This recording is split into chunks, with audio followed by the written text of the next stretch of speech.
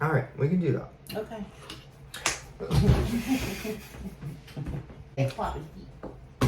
Stay. Oh, I love you too. Hi guys. Hi, everybody. Welcome back to another Jordan Peterson reaction. Every time you start to say that, I think you're going to say that it's Jordan's channel. And I'm going to be quick to remind you, there's 2 J's. This was actually put out by him like 2 hours ago. And it's Can You Be a Marxist Christian? Which I think is kind of oxymoronic. So we'll see what he says. It's not really something that you can usually put in a sentence together. Yeah, no, not really. No. That's like saying, can you be a loving dictator? Yeah. Yeah. No, probably not. Okay, so let's see what he says. All right. Snap it. We'll start with some of the ideas of Marx. Well, Marx believed that people were basically socially constructed so that we were blank slates, and that whatever our nature was given to us essentially by our surroundings, but even more importantly by our social class, right? Because Marx was a theorist of social class and believed that the primary dispute, let's say, the primary motivator of human history, the primary driver of human history was something like the rich versus the poor, the bourgeoisie versus the proletariat, and that was a consequence of your social upbringing, and that your group identity was paramount. Okay, so there's nothing about that that's vaguely Christian. That's not how the Christian worldview works. It's not how the Judeo-Christian worldview works, because in that worldview, you're fundamentally an individual. Your nature is fundamentally attributable to you by God. You're fundamentally responsible to God, and and history itself is something like the playing out of your relationship to the transcendent. So those things aren't the same. They're not commensurate. You can't believe both of them at the same time. Marxism is a materialistic philosophy. It's predicated on the idea that essentially, an idea that Dostoevsky criticized in great depth was that if you just made people rich enough, let's say, if you deprived them of their privation, if you equalized their economic status, let's say, that the utopia would come to light upon earth. And, I have a certain amount of sympathy for a viewpoint like that, because, who likes starvation and misery? There's nothing positive to be said about that, but I think Dostoevsky was right too in his criticism of Marxism, although he was... Okay, so I'd like to point out here, I think this is where people get happiness and joy wrong and mixed up, because arguably money would make everyone happier. It would cause less suffering, a lot of stress, a lot of struggle, but ultimately that isn't going to bring you joy. Right. It's not. True We joy. weren't put here on this earth to make money, have material things. So therefore, that's going to be a fleeting feeling. Yeah. We'll buy something, and it's But this it's cool never gonna thing be that will good make us enough. happy for a week or two, and then we'll be you bored. want something else. Yeah, I want the next best thing. Yeah. That's just So human nature. money can bring you that kind of fleeting happiness. Yeah. But it does not bring eternal joy. No. It doesn't even bring earthly joy. No. Love brings earthly joy. Yeah. I want to point out, it's kind of along the same vein. A lot of people say money is the root of all evil. No. The love of money is the root of all evil. Because the love of money will cause you to do very evil things to get it. To get it, exactly. Hence, look at our current administration. Yup. Doing very evil things to get it. So, just remember that. Money's not a bad thing. Money's a very good thing. We need it to survive. Yeah. Money's It's all not about bad, using it but right when and money looking at becomes it. your God, and that's what the only thing that matters is more, getting more, having more, and loving that and putting that above everything else. It's when you lose a sense of morality. Yeah. Again, Make- look at our current administration. and start taking shortcuts. Okay. Directly aiming this at Marx in Notes from Underground, where he noted that, if you gave people what they wanted in terms of, let's say, bread and circuses, they had, as he said, nothing to do but eat cakes and busy themselves with the continuation of the species, which is kind of a nice phrase. The first thing they would do is take a hammer and smash things just so that something improbable and strange would happen, just so that we could have our way. And it's kind of a recapitulation of the idea of original sin in Dostoevsky's subtle manner, is that we're the sorts of creatures that, what did he say? We're ungrateful. That's the thing that primarily distinguishes us from animals, is we're ungrateful and that we can curse. That was what he thought made us different than animals. Very and that true. even if we got what we wanted materially, that wouldn't satisfy us, because we're not the sorts of creatures that can be satisfied with material things. possessions, let's say, or material comfort, because it isn't even obvious that we're after comfort. I mean, what do you want? You want to just lay in a feather bed and eat peeled grapes all day? I mean, maybe for an hour or so, that might not be a bad idea, but it's going to get dull pretty quick. You're going to go out looking for trouble. And it's certainly possible that the more material resources and the easier they were to get that you have at your disposal, the more creative ways you're going to find to cause yourself trouble when you go out and look for trouble. True. And that's Idle hands are the devil's playground. Yep, exactly, yeah. Damn, how about that? I said it before he Yep, did. you sure did. testament to the human spirit, and Dostoevsky knew this. Is like, well, whatever we're here for, it isn't the utopia of equal material distribution. That's not. We're not looking to be fed and asleep. Stop it. And I don't know It's what so it is that we're noisy. looking for. God only knows. Maybe what we're looking for is to continually keep looking, something like that. I mean, that's the sorts of creatures that we are. But the materialist philosophy is that, well, if you just provided for people economically, problem over. And no, that'll cause wrong. so many problems. I mean, most of you are, as given that you're going to be ill in one way or another, and that you're still subject to mortality and all of the terrible natural limitations that human beings are characterized by, you're about as well off as you're going to get. The economic data already show that. It's true. I mean, we really are the only creatures on this planet that are actually capable of being ungrateful for our lot in life. And we're the best of the species on this planet. Isn't that crazy? You've got deer and shit who live a very stupid life and live for nothing but to die by our hands, and they're not ungrateful. Yeah. And that's stupid? It is very stupid. Yeah. Shows you how selfish we are. So to live a sad life by choice. And to constantly be ungrateful for it. Ungrateful. Yeah. It's ridiculous. Yeah.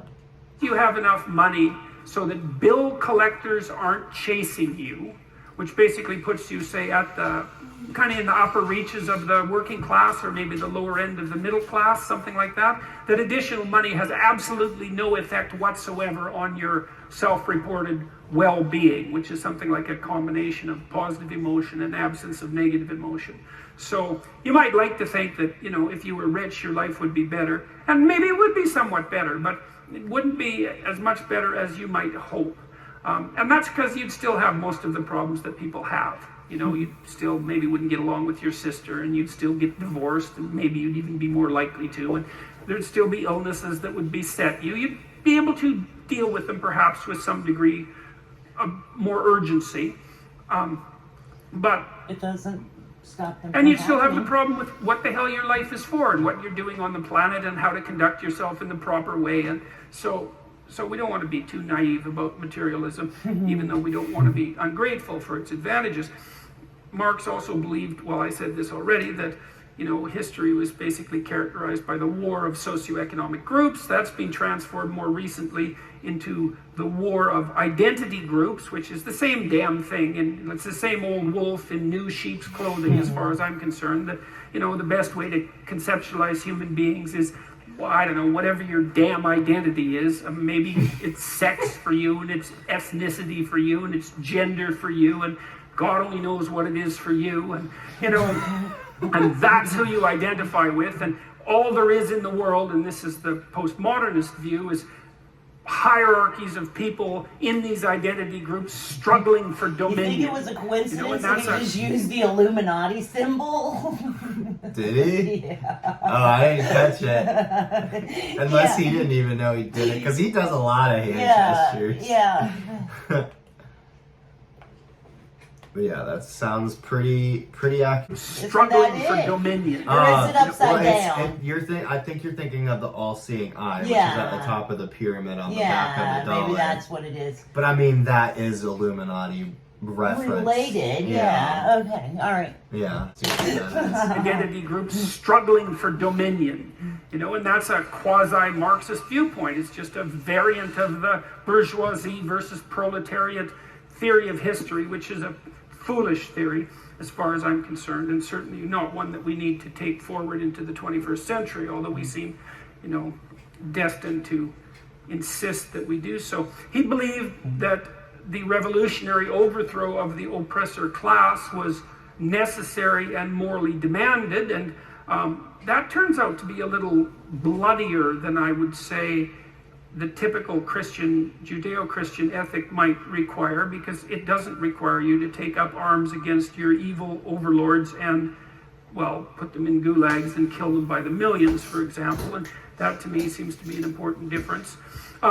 There's no, in the Judeo-Christian tradition, there's no guilt, there's no group guilt, right? You're guilty and of different things, I presume, and that's your problem, but maybe you're also innocent, who knows, but whatever, it's on you. It's not a consequence of your racial heritage or your ethnicity or your gender, any of those things. It's between you and God, let's say, or it's between you and the state even, but at least it's between you and the state or God. It's not like, well, your father was a factory owner, let's say your grandfather, and so it was perfectly reasonable during the Russian Revolution and the Red Terror to vacuum you up along with your whole family and do away with you because you'd been irredeemably tainted by your bourgeoisie past. So that's another place where Marxism and Judeo-Christianity they're not just different. They're like opposite. Yeah. It's not just variant 1 and variant 2. These are like seriously different ideas. And so there's another reason you can't be a Marxist and a Christian. Yeah, that's interesting stuff. I love that it's gotten to the point now, because a lot of the stuff we've been watching was like years ago. Like, it's almost like psychology, kind of like what physiology did with me. It's almost like it deepened a sense of understanding, like there's got to be a God controlling this. Like, there's no way this is an accident. When you step back and you look at the universe, the planets, the world as a whole, and everything that's happening on it, and you look at creation and humans and everything, how you can look at all of that and not acknowledge that there is a creator. Yeah. I mean, it's just the way with our body works. It's just... I mean, it's a miracle. I think watching Piper's tummy grow is a miracle. You know what I mean? Watching those babies grow. I can't wait until they're big enough that I can feel them. Yeah. Yeah, how people can not acknowledge that this is I mean, our God. brain is literally the first piece of technology ever created. We have a waterproof circuit board up here. In our head, yep. Think about that. Literally a waterproof circuit board. Motherboard, yeah. Yeah. It's pretty cool. God's an awesome God. Yeah. Yay, God. So. But yeah, okay. I mean, he's apparently been doing a lot of Christian talk and talk about the Bible. So I'm guessing at some point he's had an awakening. I mean, yeah. Even Darwin had an awakening. Yeah. Yeah. You can't be that smart and not eventually realize that there's something. Okay, let's wrap this shit up. Well, so we gotta put your thing out there. So we're kind of. Oh! Yeah, so this is one of those situations where we do ask our subscribers to like, you know, help direct our channel a little bit, unlike some accusations I've gotten lately, which just fucking piss me off. You know what? Now, even if we wanted to, we would not I'm react. not gonna react to Eminem. No. Not gonna do it. That's a mountain I'm willing to die on. It's just like it's almost like imagine stepping onto a captain's boat and then demanding that you take the wheel and drive. And I want to do it this way. This is where we're going. We're not doing what you want to do. No. We're going to go the way I want to go. Fuck you. Yeah. I might stick you in a life preserver and I might kick you off the boat. Exactly. Yeah. Like, this is my boat. This if you is want to your control shit. where it goes, go get your own boat. Exactly. If you want to do Eminem reactions, make a channel. And there's tons of people out there who already react to Eminem. I don't want to do what everyone else is doing. I don't care. I appreciate the fact that he would like to see our reaction to it, but there's a proper way of going about asking somebody and to trying do something. to like insinuate that we're doing this for views. Like, yeah, it's like I pointed out. I don't care if we never get another subscriber. Yeah. I do this because this is something that I enjoy doing. And if we're chasing views, we might as well like just focus on our damn pets. Yeah. Yeah. I mean, and if we were chasing views, we would have done M. We would have think been about that. Many times as you've requested it, or well, actually demanded that we do it. Yeah. If we were chasing those views, we would have done it. That motherfucker's asked like 4 times, and I've told him no, 4 times. Yeah. No, we're not doing it. And especially not doing it now. So I just wanted to clarify. It's not necessarily towards everyone. It's a matter of how people ask. Exactly. Right? Like, if you step onto my boat and say, hey man, would you mind if I steered for like 5 minutes? Exactly. You know, like, I'll probably still tell you no, but I'll at least be more polite in the way I get there. Respectful in the way that you say like, no. You don't know how to work all the machinery and all the equipment that tells you how deep the floor is. Here, like, we'll put it on autopilot, and I'll let you pretend that I'll you're steering. I'll do what Dwight got to do. Like, the captain put him on a fucking wheel that made him think he was captaining the ship. Yeah. What do you do with a drunken sailor? What do you do with a drunken sailor?